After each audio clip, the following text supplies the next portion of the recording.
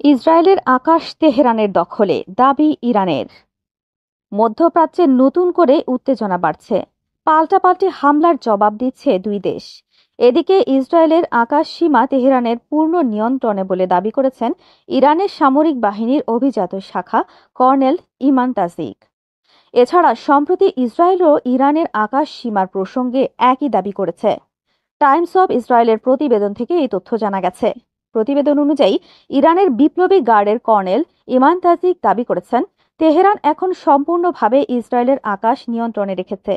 তিনি আরও দাবি করে বলেন, আজ রাতের ক্ষেপণাস্ত্র হামলা প্রমাণ করেছে যে আমরা দখলকৃত অঞ্চলের আকাশ সম্পূর্ণভাবে নিয়ন্ত্রণে নিয়েছি এবং এর বাসিন্দারা এখন ইরানি ক্ষেপণাস্ত্র হামলার বিরুদ্ধে সম্পূর্ণভাবে অসহায় হয়ে পড়েছে। এদিকে ইসরায়েলে একটি ফাতা-1 হাইপারসনিক ক্ষেপণাস্ত্র নিক্ষেপ করেছে Islamic Revolutionary Guard Corps IRGC.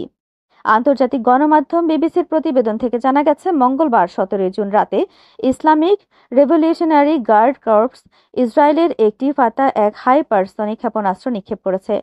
প্রতিবেদনে থেকে আরও জানা যায়, 2024 সালের 1 অক্টোবর ইসরায়েলে ইরানের আক্রমণের সময় তারা ইসরায়েলের দিকে কয়েক ডজন ফাতা-1 ক্ষেপণাস্ত্র নিক্ষেপ করেছিল। তবে মনে করা হচ্ছে বর্তমান উড়া ইসরায়েলের সংখ্যাতে ফাতা ক্ষেপণাস্ত্রটি প্রথমবারের মতো ব্যবহার করা হয়েছে।